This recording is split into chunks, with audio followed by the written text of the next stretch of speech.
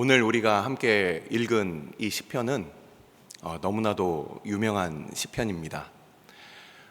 많은 설교자들과 그리고 많은 작곡자들이 이 시편을 가지고 많은 설교와 또 곡을 이렇게 썼어요. 우리는 그동안 1년 동안 다윗과 함께라는 다윗의 생애를 통하여서 다윗을 부르시고 구원하시고 또 그와 함께 하셨던 하나님을 우리가 함께 보았는데, 오늘은 지난 시간에 다윗의 생애가 이미 다 끝나버렸고, 오늘은 제목을 보니까 다윗과 함께 앙코르. 그래서 우리 지난 시간 마지막 말씀이 피날레라고 해서 마지막 곡이었고, 이제 마지막 곡이 끝나고 나면은 사람들이 한 곡 더 아쉬운 마음에 이렇게 커튼콜을 외치는 것처럼, 오늘 이 다윗의 시편 23편을 가지고 우리는 함께 하나님께서 이 다윗에게 베푸신 그 은혜와 그리고 오늘날 우리에게 말씀하시는 그 말씀을 함께 나누고자 합니다. 이 다윗의 시편 23편은 우리가 너무나도 익히 잘 알고 있고 여기서 외우는 분들도 많이 계실 거예요. 그래서 이 개역 개정 성경으로 바뀌어서 그렇지, 옛날 개역 성경일 때 푸른 초장으로 이런 단어를 가지고서 여러분들 외우고 계시는 분들 이곳에 계실 줄로 믿습니다. 저도 어렸을 때 이 시편을 외웠고요. 근데 이 시편 23편이 갖고 있는 이 전반적인 의미와 그리고 이 시편 23편이 또 어떤 위치에 있는지 이런 부분들 오늘 조금 더 심화학습으로 같이 살펴보면서 오늘 본문으로 들어가겠습니다. 시편은 총 5권으로 이루어져 있다는 거 잘 알고 계시죠? 그래서 모세 오경과 견줄 수 있다, 구약의 총망라한 게 시편이다, 이렇게 하는데, 여러분들 시편 1편부터 41편까지를 보시면 1편부터 41편까지가 거의 대부분이 다윗의 시, 다윗의 시, 다윗의 시, 다윗의 시. 그래서 1권이 1편부터 41편까지인데 그 중에 거의 90% 이상이 다 다윗의 시로 이루어져 있습니다. 그 중에서 23편으로 우리가 봤을 때 앞에서부터 3편부터 시작해서 계속해서 다윗의 시, 다윗의 시 이렇게 쭉 이어져 가는데, 22편은 탄식의 시편이에요. 탄식의 시편. 우리 주님께서 돌아가실 때도 이게 인용될 정도로 이게 탄식의 시편. 그리고 24편은 왕의 승리의 시편이 됩니다. 그 사이에 끼어져 있는 이 시편으로서 우리는 시편 23편이 그 십자가의 그 죽으심과 그리고 왕으로서 다시 다시 오실 우리 주님에 대한 그 이야기, 십자가와 그리고 다시 오시는 그 초림과 재림 사이에 바로 하나님과 하나님의 성도들의 그 이야기로 우리는 또 23편을 이렇게 마주 대할 수가 있을 것 같습니다. 이 시편 23편을 우리 함께 살펴보면서 도대체 어떤 의미가 이 가운데 담겨 있는지, 그동안 우리가 너무나도 익숙했기 때문에 어쩌면 그냥 지나쳤을 수도 있는 부분들을 살펴보면서 같이 말씀을 보겠습니다. 시편은 우리가 잘 알고 있듯이 노래입니다. 우리 시편 23편의 이 작은 소제목을 보시면 다윗의 시 이렇게 되어 있는데, 이 히브리어 원어를 보니까 노래라고 되어 있습니다. 근데 이 노래는 제가 사전을 찾아보니까 이 노래가 특별히 악기와 함께 연주하는 노래다 이렇게 되어 있어요. 그래서 이 다윗의 시라고 되어 있는 우리 개역 개정 성경에 다윗의 시라고 이렇게 소개되어 있는데, 다윗의 노래다, 이게 좀 더 바른 표현입니다. 근데 어떤 노래냐? 악기를 가지고 부르는 노래다. 그래서 다윗은 이 시편 23편을 아마도 그의 악기와 함께 부르지 않았을까, 우리는 이렇게 생각해 볼 수가 있어요. 그리고 시편 23편은 다윗이 언제 지었을까? 학자들마다 여러 의견들이 분분한데, 어떤 사람은 쫓겨다니던 엔게디 광야 동굴 속에서 지었다라는 사람들도 있고, 하지만 대부분의 학자들, 저를 포함해서 대부분의 성경 연구자들은 아마도 다윗의 말년에 지었을 것이다. 다윗의 말년에 그의 모든 인생을 다 겪고 나서 아마도 지었을 것이다 라고 그렇게 생각을 합니다. 그렇게 생각하는 근거가 있어요. 이따가 말씀을 드리도록 하겠습니다. 자, 그래서 우리는 이 다윗의 노래, 다윗의 시편을 우리가 이렇게 오늘 23편을 살펴볼 때 이 시라는 특징, 노래의 특징에 대해서 우리가 먼저 생각을 하고 오늘 본문을 봐야 됩니다. 우리가 시를 보면은 시적 운율이라는 게 있고, 시가 갖고 있는 게 굉장히 짧게 함축되어 있는 이 단어적인 표현들이 있는 거 다 아시죠? 우리가 그동안 시를 읽어보면은 일반적인 산문과 다릅니다. 그래서 히브리 시에서도 일반적인 산문과 다르게 히브리어 액센트도 이 히브리 시는 독립적으로 이 히브리어 액센트를 따로 연구를 해야 된다, 이렇게 학자들은 가르치고 있어요. 그래서 이 시가 갖고 있는 어떤 간결성과 함축성을 우리가 생각해 보면서 우리가 일반적인 그냥 산문의 글이 아니다, 이것을 생각하면서 이 지금 우리 개역 개정 성경에서는 히브리어에서 번역을 해서 이렇게 써놨는데 이 히브리어 원어에 갖고 있는 그 함축성을 제가 함께 이야기하면서 오늘 말씀을 같이 보려고 합니다. 1절을 보시면 어떻게 시작을 하느냐, 이렇게 돼 있어요. 히브리어는 이렇게 여러분들 보시는 이 방향으로 여호와 나의 목자 없다 부족함이, 이렇게 끝나요. 그냥 여호와 나의 목자 없다 부족함, 이렇게 되어 있어요. 굉장히 간결하죠. 여호와는 나의 목자시니 내게 부족함이 없으리로다. 이런 그 뭔가 서술하는 동사 자체가 없이 그냥 딱 이렇게 네 개의 단어로 이루어진 게 바로 첫째 행입니다. 여호와가 나의 목자시다, 이렇게 시작을 하고 있어요. 이 다윗에게 있어서 여호와가 나의 목자시다, 얼마나 많은 사람들이 여호와, 우리 하나님의 그 이름을 부르지 못하고 있는지.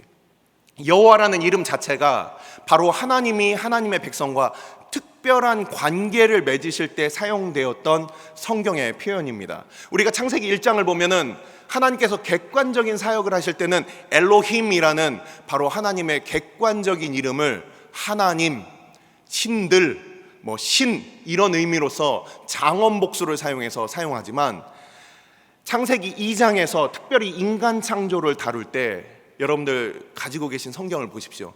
여호와라는 이름을 사용하고 계시는 거예요. 뿐만 아니라 출애굽기에서 하나님께서 이 모세를 부르시고 그를 이스라엘 백성들에게 구원자로 보내실 때도 바로 여호와라고 그 표현을 씁니다. 누가 나를 보내셨다 하리이까, 그 이름을 무엇라고 하리이까, 나는 스스로 있는 자니라. 이게 바로 여호와라는 이름이에요. 여호와라는 이름, 바로 이 특별한 이름을 가지고서 이 다윗은 나의 목자라고 이렇게 표현을 하고 있습니다. 얼마나 많은 사람들이 하나님에 대해서 신앙 없이 그냥 하나님은 하나님은 신이야. 여기 보면은 여호와는 그냥 신이야라고 표현을 안 하고, 여호와는 그냥 목자야 표현을 안 하고, 여호와는 나의 목자라고 이렇게 표현을 하고 있어요. 이게 다윗의 놀라운 고백입니다. 얼마나 많은 사람들이 나를 생각하시고 나를 사랑하시는 그 여호와 하나님이, 우리와 특별한 관계를 맺기를 원하시는 그 하나님이 나의 목자이심을 얼마나 종종 잊고 살아가는지 모릅니다. 심지어는 어떤 사람들은 신앙이 없어서 여호와 나의 목자가 아니라, 지금 우리 앉아 계신 우리 수요예배 참석한 우리 성도들 중에서도 어느 순간부터 여호와 남의 목자, 나의 목자가 아니라 남의 목자예요. 나한테는 그리 사랑하시는 것 같지 않고, 나를 돌보시는 것 같지 않고, 언젠가부터 사이가 멀어지고 소원해져서 그 사람의 하나님, 그 사람의 목자는 되시는 것 같은데 나의 목자가 되시는 것 같지 않은 그런 안타까운 그런 상황 가운데 그렇게 살아가는 분들도 혹시 계실 수가 있을 겁니다. 하지만 다윗은 분명히 나의 목자라고 얘기를 하고 있습니다. 그러면서 하는 말이 부족함이 없도다. 부족함 없네. 아니, 살아가면서 세상에 어떻게 부족함이 없겠습니까? 근데 이 다윗은 부족함이 없다라고 그렇게 강력하게 얘기를 하는 거예요. 그 부족함이 없는 이유가 바로 2절부터 6절까지의 말씀, 바로 그가 왜 부족함이 없다라고 얘기할 수밖에 없는지 바로 그 이유를 2절부터 6절까지 해서 그는 하나하나 설명을 하고 있습니다. 우리의 삶에 있어서 여러분들은 어떻습니까? 우리는 어떤 생각을 가지고 살고 있습니까? 하나님이 계시기 때문에 나의 삶에 부족함이 없을까? 우리 자녀들을 길러보고 우리가 그 아이들을 이렇게 양육하다 보면은 아이들 가운데 어떤 그 욕구가 생깁니다. 나이를 먹어감에 따라서 그런 게 자연스럽게 생기겠죠. 어떤 나이가 되면 이제 새로운 옷을 입고 싶고 유행하는 옷을 입고 싶어서 부모님을 조릅니다. 또 어떤 나이가 되면은 아이들과 함께 소통하고 싶어서 뭔가 스마트폰이나 이런 것들을 달라고 하죠. 우리 옛날 부모님들은 야, 네가 뭐 부족한 게 뭐가 있냐, 너 지금 옷이 몇 벌인데, 이러면서 그 요청을 이렇게 무시하기도 하죠. 네가 부족한 게 뭐 있어? 이렇게 얘기를 할 거예요. 그래서 우리는 이 부족함이라는 부분이 단지 그냥 먹고 사는 문제를 넘어서 그 뭔가 깊이 있는 우리의 욕구가 담겨져 있는 그런 말인데, 이 다윗은 부족함이 없다, 그냥 단순히 먹고 살만하다는 것을 넘어서 그에게 있어서 모든 필요를 하나님께서 채우신다라는 그런 표현입니다. 이게 바로 문학적으로는 이중부정의 의미를 가지고 있어요. 1절과 4절을 보시면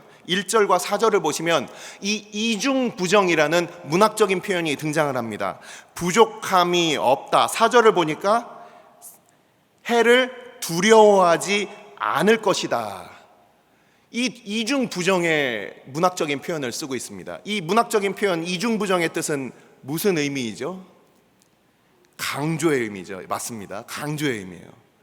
내가 부족함이 없다, 나 괜찮은 것 같아요, 이런 의미가 아니라 부족함이 없다는 얘기는 이건 하나님의 돌보심을 강조하면서 그가 전적인 신뢰를 나타내는 말입니다. 그냥 나의 형편이 그냥 그럭저럭합니다, 이런 얘기가 아니에요. 내가 알고 있는 영역이든 내가 다 헤아릴 수 없는 영역이든 하나님께서 나의 목자가 되시니 나는 걱정할 것이 없다. 이것은 믿음의 고백입니다.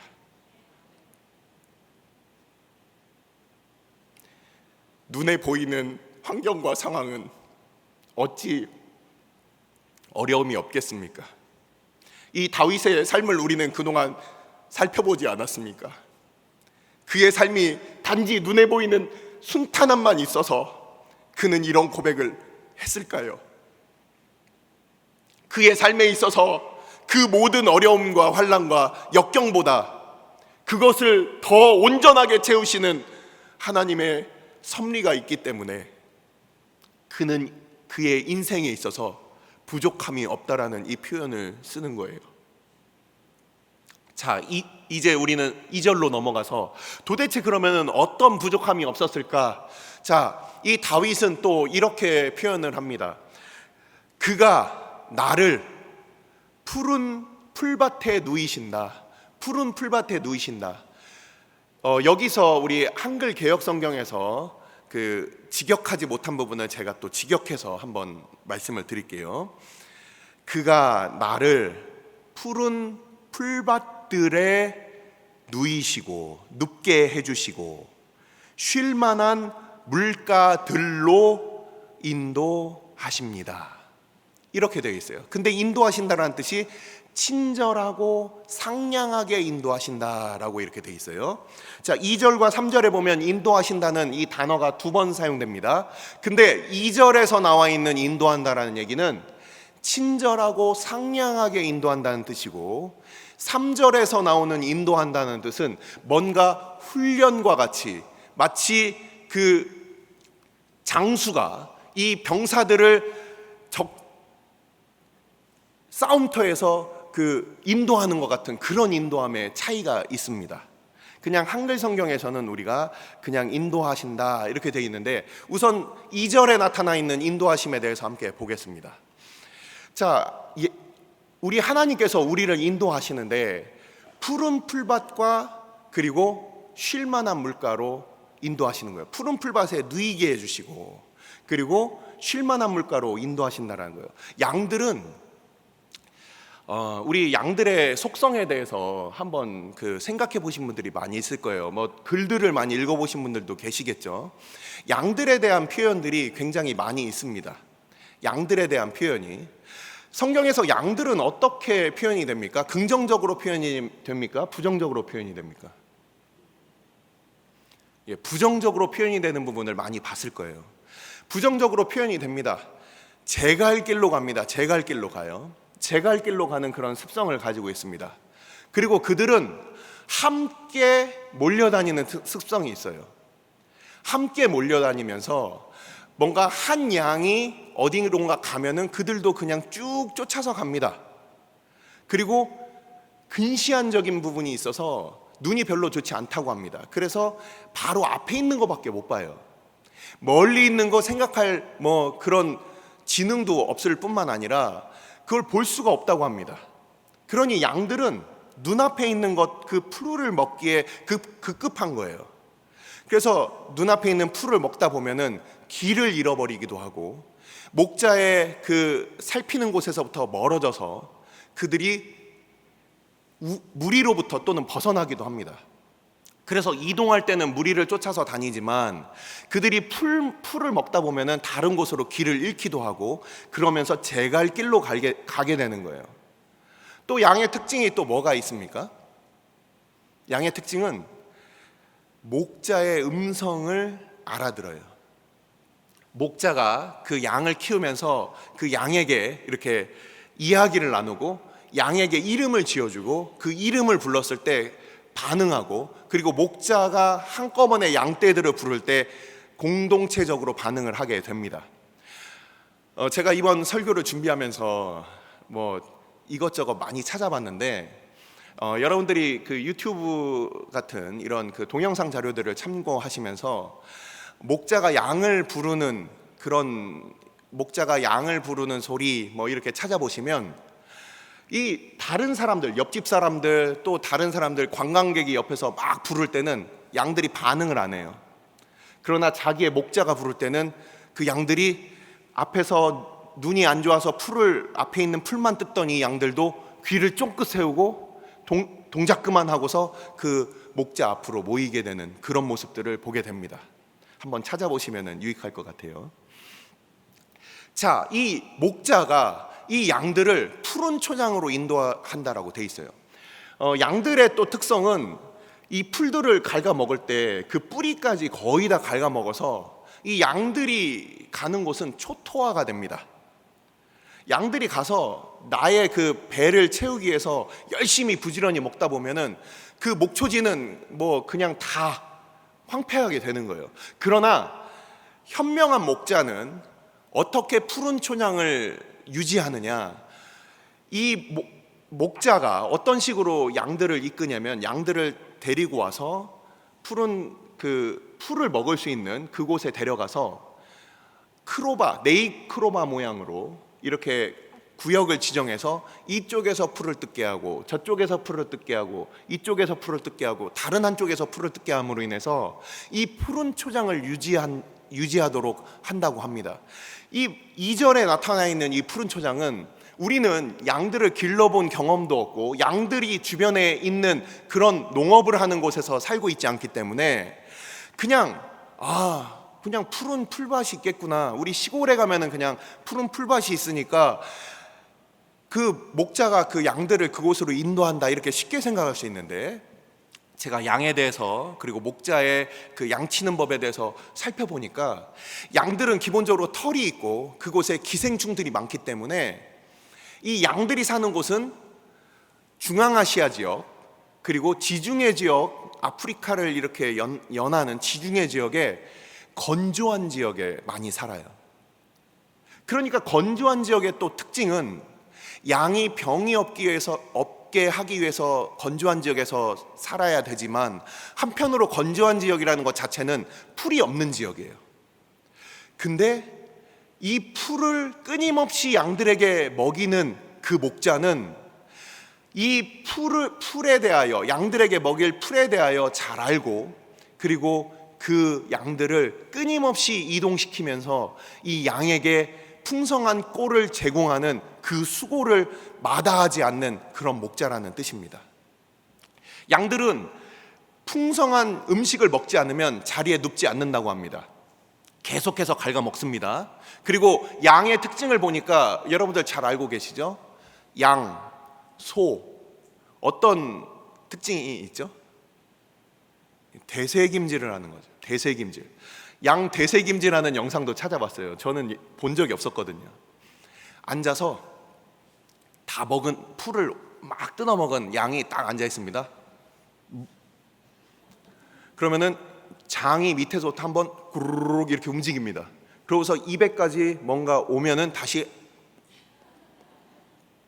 찾아보시면 다 나와요. 제 컴퓨터에서만 찾아볼 수 있는 게 아닙니다. 그래서 양은 이 대세김질을 위해서 그냥 먹고서 한 번에 소화하는 그런 다른 동물들과 달리 이는 대세김질을 하기 때문에 이 양은 조용하고 평안한 그 쉴 곳이 필요하다는 거예요. 이 목자는 양이 먹을 것도 필요하고, 그리고 쉴 만한 그런 물을 마시고, 건초를 먹었으면 또 물이 필요하겠죠.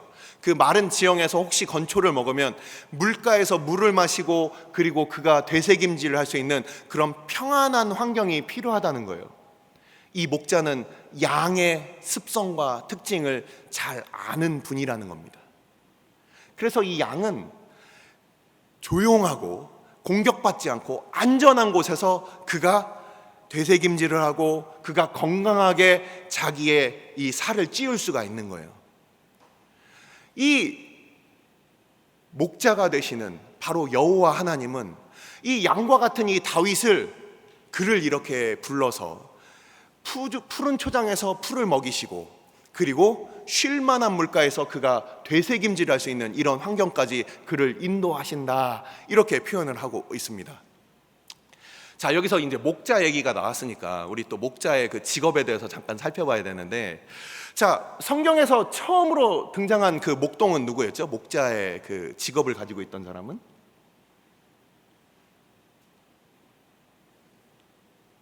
아벨이죠. 아벨이 목자였습니다. 또 성경에서 등장하는 목자들이 있었어요. 아브라함도 목자였고요, 이삭도 목자였고요, 우리가 잘 알고 있는 야곱도 목자였죠. 그래서 그 라반의 집에서 무려 14년간 봉사를 했습니다. 자, 그리고 또 우리가 알고 있는 또 누가 있었죠? 모세도 미디안 광야에서 그가 40년간 양을 쳤습니다. 이렇게 성경에서는 믿음의 우리의 그 선진들 가운데 양을 쳤던 사람들이 굉장히 많았어요. 그래서 우리가 지금 오늘 말씀에 등장하는 이 목자와 양에 대한 이 비유는 시편 23편에만 등장하는 게 아니라 창세기 47장에서 야곱이, 목자였던 야곱이 그의 아들 요셉을 축복하는 장면에서 바로 목자가 되시는 하나님께서 그들을 인도하실 것을 그가 축복을 하고 있습니다. 그리고 성경 마지막에 요한계시록 7장 우리가 보면은 17절에 어떤 내용이 또 있습니까? 예수님께서 어린 양이 저들의 목자가 되시는 장면이 나옵니다. 제가 두 구절을 찾아서 읽어드리겠습니다. 창세기 49장 24절, 요셉의 활은 도리어 굳세며 그의 팔은 힘이 있으니 이는 야곱의 전능자 이스라엘의 반석인 목자의 손을 힘입음이라. 아멘. 계시록 7장 17절 말씀입니다. 이는 보좌 가운데에 계신 어린 양이 그들의 목자가 되사 생명수 샘으로 인도하시고 하나님께서 그들의 눈에서 모든 눈물을 씻어 주실 것임이라. 아멘. 자, 이 다윗의 이 시편에 우리가 알고 있는 이 목자와 양의 관계는 이 외에도 우리가 잘 알고 있는 바, 이사야 선지자의 글에도 다른 시편에도, 그리고 우리 주님께서 요한복음 10장을 통해서 내가 선한 목자라는, 바로 우리 주님으로 귀결되는 바로 이 목자에 대한 이야기가 성경 곳곳에 전체에 그렇게 수많은 그 표현들 가운데 등장하게 됩니다. 자, 이런 목자와 양의 이 관계에 대해서 우리가 그 주님과 우리의 관계를 생각하시면서 계속해서 말씀을 보도록 하겠습니다.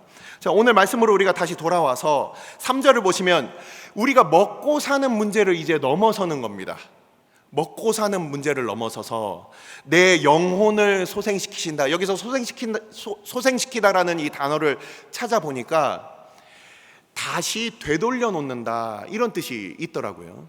이 다시 되돌려 놓는다, 영어에서는 restore 해서 다시 세운다, 이런 뜻이 있는데, 이 표현이 어떤 표현이냐면 제가 이번에 우리 교회 그 신문에 그 목자와 양이라는, 그 양과 목자라는 그 책을 소개를 했는데, 그 책에 보면 이런 표현이 되어 있어요. 실제 목자로서 그 양들을 키워봤던 이 저자가 양이 뒤집어지는 경우가 있다. 뒤집혀진 양 보신 적 있습니까? 뒤집혀진 양? 뒤집어지는 역사가 일어나는 거예요. 자, 어떤 때 뒤집어지느냐? 풀을 먹다가 실족해서, 우리가 실족한다는 의미예요. 뒤로 뒤집어집니다. 그러면은 이 양이 못 일어나요. 책에서 그렇게 쓰여져 있어서 저도 실제 영상을 찾아봤습니다. 그냥 한글로 뒤집혀진 양 이렇게 쳐도 나옵니다. 뒤집혀진 양이 자기 힘으로 못 일어서고 계속 발버둥 쳐요. 근데 그렇게 되면은 뭐라고 표현을 돼 있냐? 이 위가 4개인 이 양이 뒤집혀 버리면, 그러면은 가스가 차면서 결국 이 양은 장폐색으로 죽어버립니다. 그래서 이 양을, 목자들은 뒤집혀진 양이 있으면, 뒤집혀진 양은 자기 욕심을 쫓아서 너무 많이 먹다가 뒤집혀지기도 하고요. 그리고 서로 치고 받다가 뒤집혀지기도 하고요. 그리고 놀라서 도망가다가 뒤집혀지기도 합니다. 바로 그런 양들을 보면서 이 목자는 다시 바로 세워주는 거예요. 내 영혼을 소생시켜 준다는 말은 바로 그런 겁니다. 우리가 우리의 욕심 가운데 살다가, 우리가 하나님의 뜻을 우리가 저버리고 우리의 욕심을 쫓아서 살다가 그렇게 실족했을 때, 그때 우리 주님께서는 우리를 다시금 세워주신다는 거예요. 우리가 스스로 일어설 수 없는 존재이기 때문에 이 양들이 굉장히 손이 많이 가고 자기의 고집만 있고 이런 양들을 위해서 이 목자는 그 양에 대한 친절함과 사랑으로 그 양들을 돌아보면서 그 뒤집혀진 양을 이렇게 세워준다라는 겁니다. 이 양들의 또 특징에 대해서 제가 아까 잊고서 얘기 못한 게 있는데, 이 양들은 맹수가 나타나면 그냥 잡아먹혀요. 아무 힘이 없어요. 아무 힘이 없습니다. 근데 이 양들의 또 특징이 있어요. 여러분들 영상들을 보시면 이 양들은 짝짓기 때 이렇게 서로 암컷을 얻기 위해서 이렇게 부딪히는 경우도 있지만, 이 양들이 그 무서운 맹수가 나타났을 때는 그냥 아무것도 못합니다. 근데 주인한테만 들이받아요. 주인이 이렇게 먹이 준비하고 있으면 와갖고서 주인 엉덩이를 막 들이받고요. 마치 우리의 모습 같지 않습니까? 어디 다른 데 나가서는 힘 한 번 못 쓰면서 우리의 하나님께는 우리의 불평 불만을 우리가 그렇게 너무나도 쉽게 얘기하고 그 은혜를 너무나도 쉽게 잊고 하나님 앞에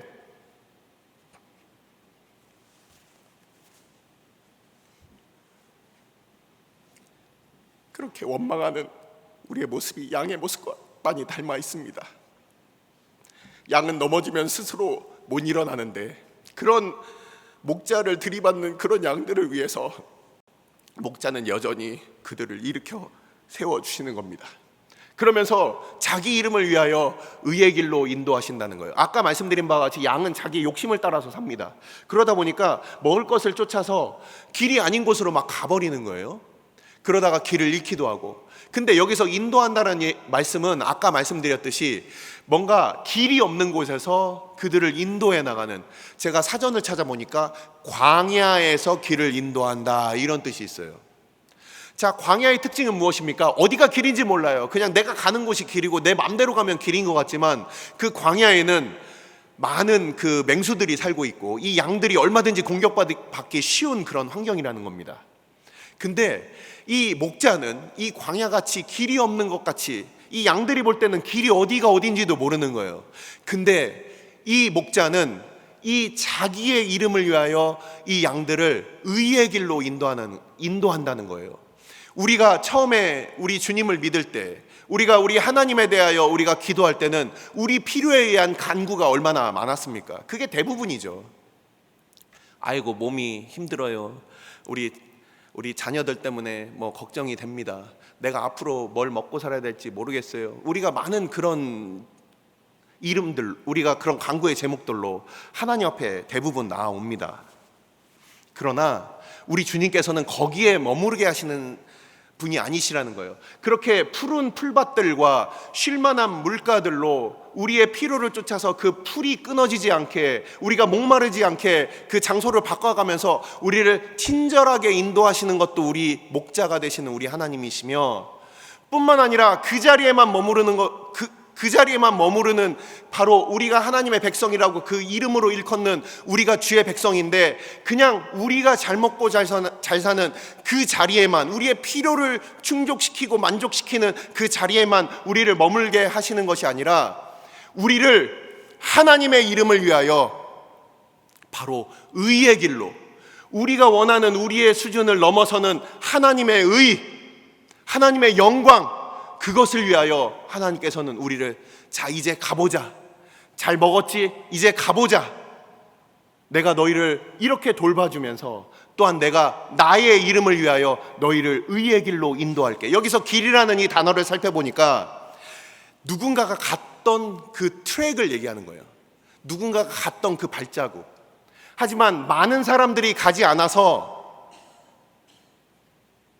목자의 인도하심이 아니면 찾을 수가 없는 그런 길.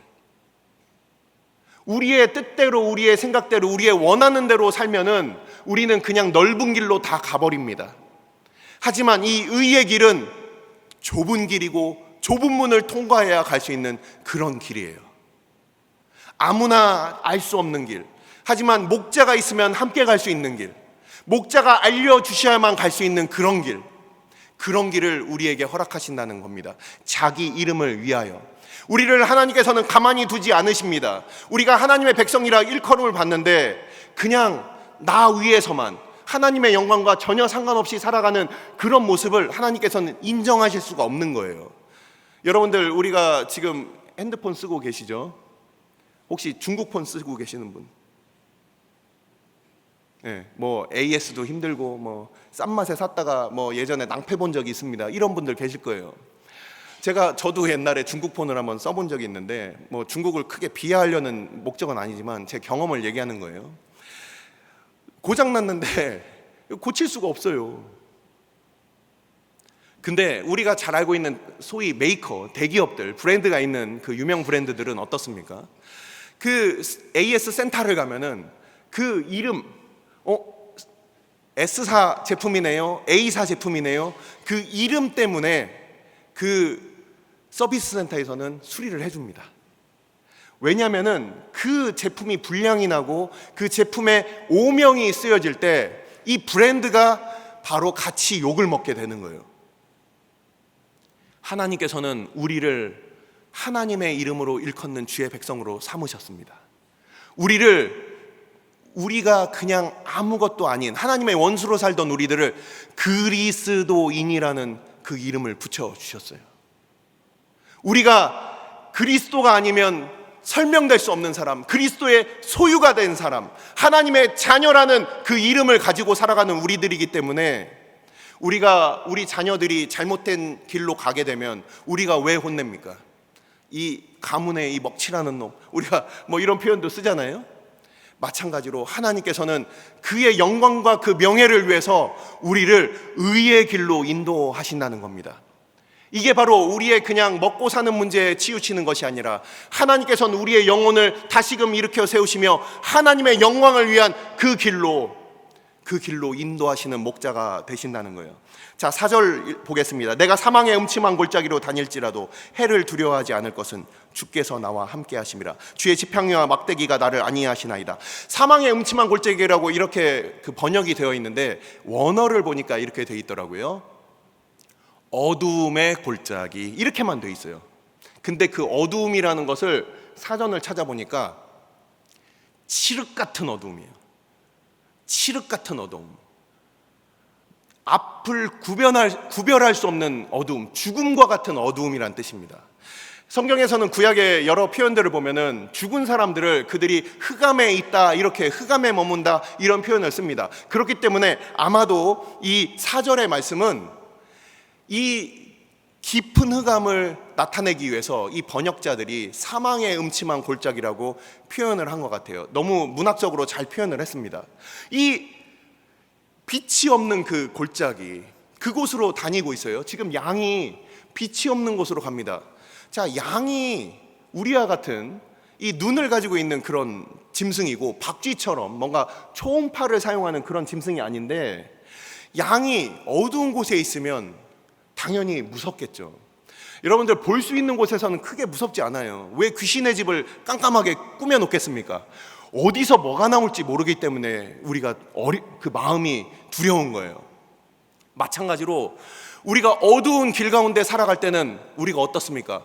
앞으로 뭐가 나올지, 우리의 인생 가운데 어떠한 것이 있을지 그 불확실성 가운데서 얼마나 우리는 전전긍긍하며 마음을 불안해하며 살고 있습니까?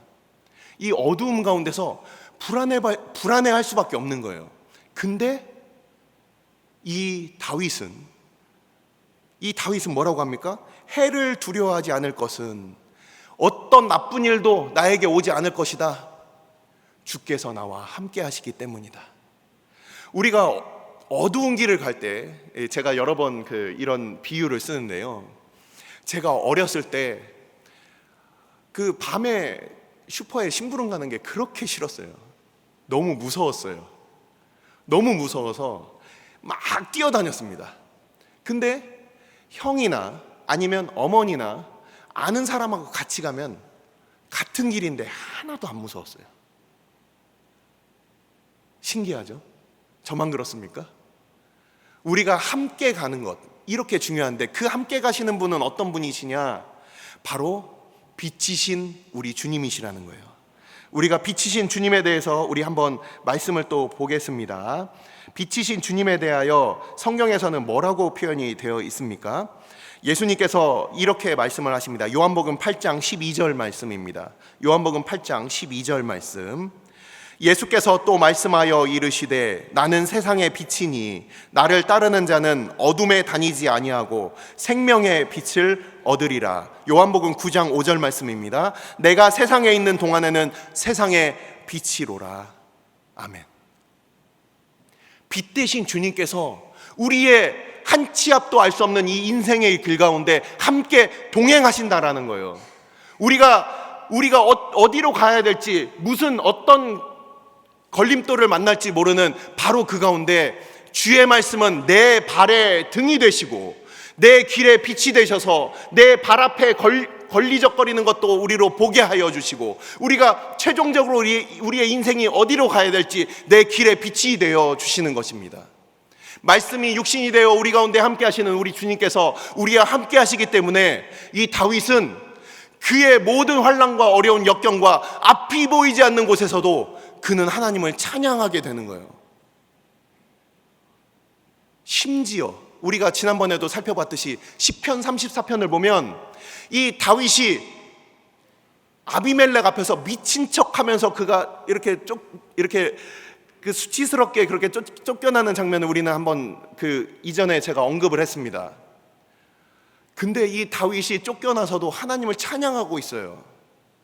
젊은 사자도 그들에게 있어서는 주림이 있지만 여호와로 말미암아서 부족함이 없다, 이런 표현을 쓰고 있어요. 이 다윗은 앞이 아무것도 보이지 않는 그런 캄캄한 길에 우리가 다닐지라도 심지어 우리의 육체의 죽음이 다가오는 그 순간에도 우리는 걱정할 것이 없습니다. 우리 주님 없이 죽는 사람들은 죽음은 곧 심판의 자리로 가는 길이지만 우리에게 죽음이, 우리가 죽는 그날이 우리에게 찾아올 때 우리는 빛 대신 우리 하나님 곁으로 인도하시는 우리 빛 대신 주님을 따라가는, 바로 우리는 하나님의 집에 들어가는 그날이 되게 되는 거예요. 그래서 이 사망의 음침한 골짜기에 대하여 우리가 지금도 이 땅에서 살아가는 것에 대한 두려움과 그리고 죽음에 대한 그 두려움을 가지고 계신 분들이 있습니까? 다윗의 이 고백을 우리가 다시 한번 기억해야 될 것입니다. 나는 해를 두려워하지 않을 것이다. 심판을 두려워하지 않을 것이다. 그 이유는 주님께서 나와 함께 하시기 때문이다. 바로 주님께서 그의 목자가 되어주시는 것뿐만 아니라 그와 함께 하신다라는 거예요.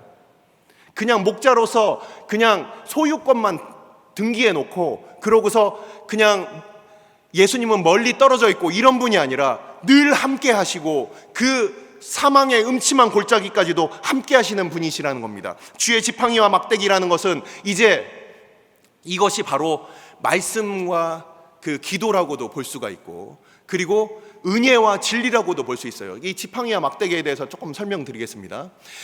이 스가랴서 11장을 보시면 스가랴서 11장에도 이 목동이 가지고 있는 두 개의 막대기가 등장을 합니다. 이 이스라엘 백성들은, 이스라엘의 목자들은 항상 두 개의 막대기를 지녔다고 해요. 살펴보니까 그래요. 하나의 막대기는 곤봉처럼 생겼어요. 끝에가 예전에 우리 이렇게 손잡이 돌리는 그런 그 문손잡이 기억나시죠? 이렇게 동그랗게 생긴 거. 그렇게 끝이 생겨서 이게 곤봉으로 사용될 수 있는 거예요. 이게 사무엘상 17장에서 바로 이 다윗이 내가 사자와 곰의 대가리를 부셨다 했을 때 그게 바로 이런 곤봉으로 그런 맹수들의 머리를 치면은 그 맹수의 머리가 쪼개지는 겁니다. 바로 이 곤봉이 바로 이 우리 개역 성경에서는 주의 지팡이라는 번역으로 되어 있고, 막대기라는 것은 우리가 잘 알고 있는 목자의 막대기예요.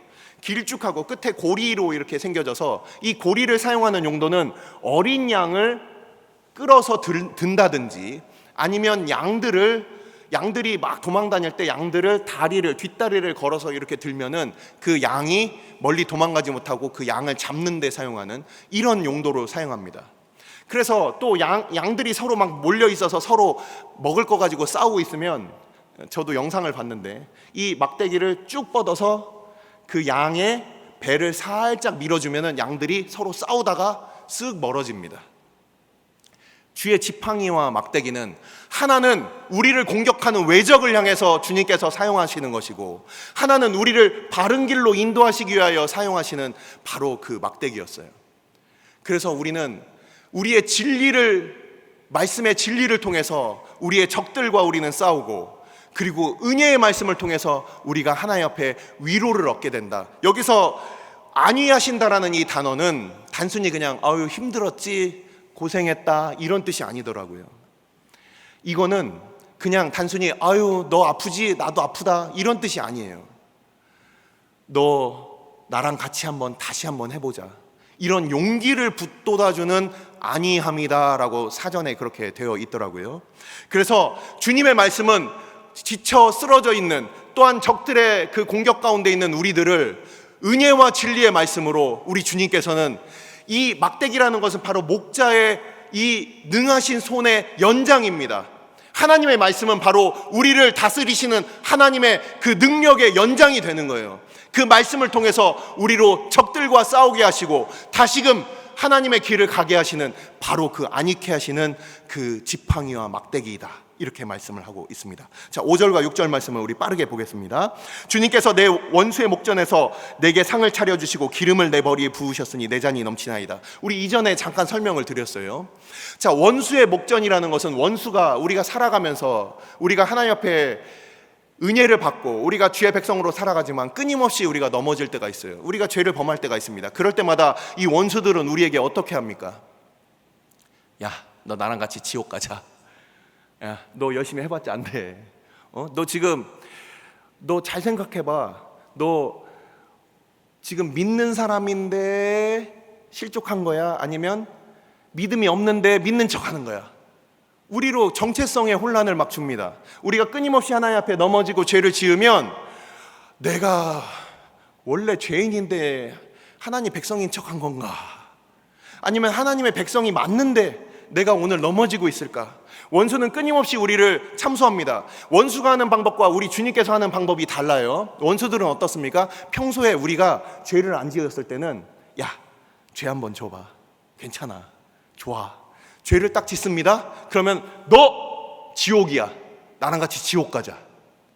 이렇게 참소하는 거예요. 근데 우리 주님은 평소에 우리가 하나님의 말씀 가운데 우리가 그걸 막 어기고 싶어하고 그럴 때는 야, 말씀대로 살아야지. 글로 가면 안 돼. 우리에게 끊임없이 그 말씀으로 우리를 견책하시지만 우리가 실족하고 넘어졌을 때 우리 주님은 다시 와라. 내가 싸매줄게. 용서해줄게. 내가 치유해줄게. 이게 사단과 우리 주님의 다른 점이에요. 사단은 끊임없이 우리가 서 있을 때 넘어뜨리려 하고 넘어졌을 때 그들이 그렇게 조소합니다. 그러나 우리 주님께서는 우리가 서 있을 때 곁길로 실족하지 않도록 인도해 주시고 우리가 넘어졌을 때 우리를 세워주신다라는 거예요. 바로 이 원수의 참소 가운데 우리가 서 있을 때가 있습니다.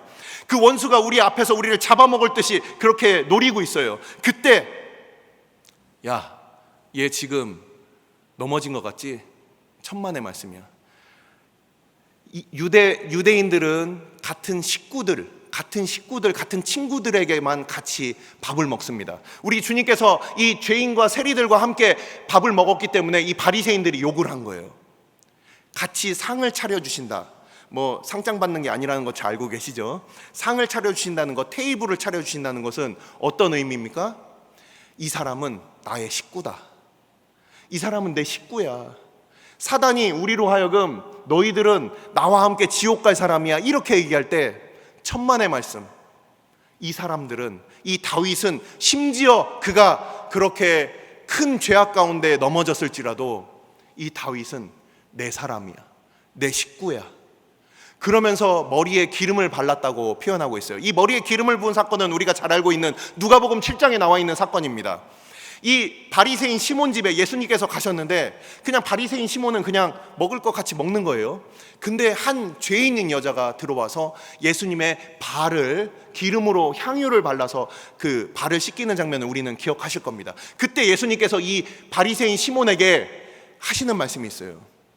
너는 내가 왔는데 내 머리에 기름도 바르지 않았다. 바로 이 뜻이에요. 이게 무슨 뜻이냐면은 환대하고 환영한다라는 뜻이에요. 용납한다라는 뜻입니다. 단순히 그냥 저 곁자리에서 우리가 죄인인데 하나님 앞에 죄를 지어서 그냥 곁자리에서 객식구처럼 밥을 먹는 존재가 아니라 바로 그 귀한 손님이 왔을 때 발라주는 그 머리에 붓는 그 기름, 첫 번째 이 뜻으로 해석을 할 수 있고, 두 번째 뜻은 무엇입니까? 바로 우리를 하나님께서 왕 같은 제사장으로 그리스도의 덕을 선전하는 사람으로, 왕과 제사장과 그리고 선지자로서의 그 그리스도인으로서의 그 사명, 바로 우리를 그렇게 택하신 하나님의 일꾼으로 그렇게 삼으신다는 거예요. 사단은 우리를 쓸모없다 하고 너희는 죄 때문에 무너지고 멸망받을 존재라고 얘기할 때 우리 주님께서는 그 사단 앞에서 우리를 얘는 나의 사람들이야. 이 사람들은 내가 택하여서 세웠어. 바로 나의 일을 위하여. 자, 마지막 절로 넘어갑니다. 마지막 절. 내 평생의 선하심과 인자하심이 반드시 나를 따르리니 내가 여호와의 집에 영원히 살리로다. 지금 이 다윗은 평생의 선하심과 인자하심을 얘기를 하고 있어요. 이 선하심과 인자하심이 바로 토부와 헤세드입니다. 이 토부라는 이 단어가 바로 우리가 알고 있는 하나님 보시기에 좋은 것, 그리고 이 헤세드라는 것이 하나님의 언약 가운데 있는 변치 않는 그 사랑을 얘기하는 거예요. 자, 이게 뭐라고 되어 있습니까? 반드시 나를 따르리니, 이게 아크라고 하는 이 히브리어로 시작을 합니다. 야, 반드시 이 일은 있을 거야. 선하심과 인자하심이 나를 따라올 거야. 나를 추적할 거야. 이런 뜻이에요. 추적한다. 이 다윗은 평생에 늘 추적을 당했던 사람입니다. 사울이 끊임없이 그를 추적을 했어요. 이 추적하는 것이 얼마나 지긋지긋한지, 내가 도망 다녀도 내가 숨어도 나를 추적한다는 것을 알고 있습니다. 다윗은 시편에서 이런 표현을 썼습니다. 내가 새벽 날개 치며 저 바다 끝에 거해도 주님께서는 나와 그곳에, 나를 찾아서 그곳에 함께 하신다라는 거예요. 우리가 하나님 앞에 빌고 빌어서 우리가 하나님의 복과 은혜를 누리는 것이 아니라, 바로 이 다윗이 자기의 삶 가운데 사울의 그 추적을 피해서 도망 다녀도 끝까지 쫓아왔던 그 추적함이 있었던 것처럼, 이제는 반대로 하나님의 선하심과 인자하심도 나를 그렇게 쫓아다닐 것이다. 바로 그것을 그가 이렇게 고백하고 있어요. 마지막으로 내가 여호와의 집에 영원히 살리로다. 여기서 산다라는 단어를, 사전을 찾아보니까 단순히 그냥 산다는 의미가 아니더라고요. 어떤 의미가 있느냐? 돌아간다라는 뜻이 있어요. 그 집으로 돌아간다. 내가 여호와의 집에, 그 다윗이 꿈꿨던 그 성전, 그리고 하나님께서 머무시는 그 하늘의 그 성전, 주님께서 하나님의 백성과 함께 하시는 영원한 그 새 예루살렘, 바로 그곳을 이 다윗은 소망하고 있는 거예요. 내가 이 땅 가운데 잠깐 살다가 우리가 비록 이 땅에서의 생은 마감하지만 우리의 이 삶은 결국 어디로 돌아가게 되느냐? 우리 여호와의 집에 영원히 돌아가 살게 될 것이다. 바로 그 말씀을 하는 거예요. 우리는 이 땅 가운데 그냥 나그네와 같이 살다가 나그네로 끝나는 존재가 아니라, 이 땅에서는 나그네지만 하늘의 시민권을 가진 존재로 우리는 그곳으로 돌아갈 존재라는 거예요. 자, 이제 말씀을 마무리를 합니다. 자, 우리는 다윗의 이 여호와에 대한 이 고백, 그 하나님에 대한 그 고백을 우리가 이렇게 살펴봤습니다. 양들을 키우기가 참으로도 고됩니다. 실제 그래서 이 하나님의 말씀을 전하고 사람들을 돌보고 쫓아다니고, 그 영혼들이 어떤 상태에 있는지 그것들을 돌보고 끊임없이 매일같이 꼴을 먹이고, 이것을 목회라고 합니다. 그래서 앞에 있는 목사도, 목자가 바로 그 목양할 목자예요.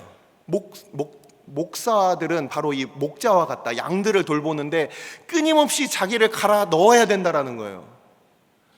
이게 바로 목자라는 겁니다. 그래서 우리 주님께서는 요한복음 21장에 15절, 16절, 17절에서 이 베드로에게 말씀을 하실 때, 내 어린 양을 먹여라, 내 양을 쳐라, 내 양을 먹이라라고, 이렇게 바로 이 목자 되는 바로 그 말씀을 전하는 거예요.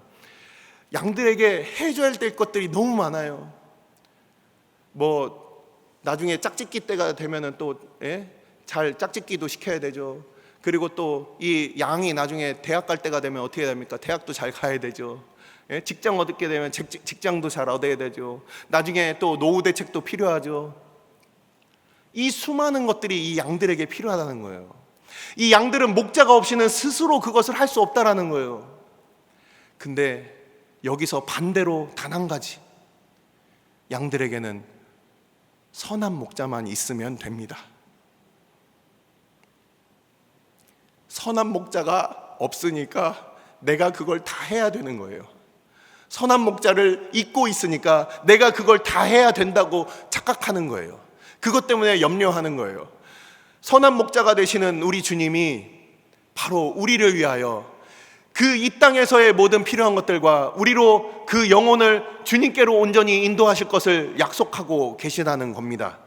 제가 말씀 한 가지만 찾아보고 이제 말씀을 마칠게요. 말씀을 찾아보겠습니다.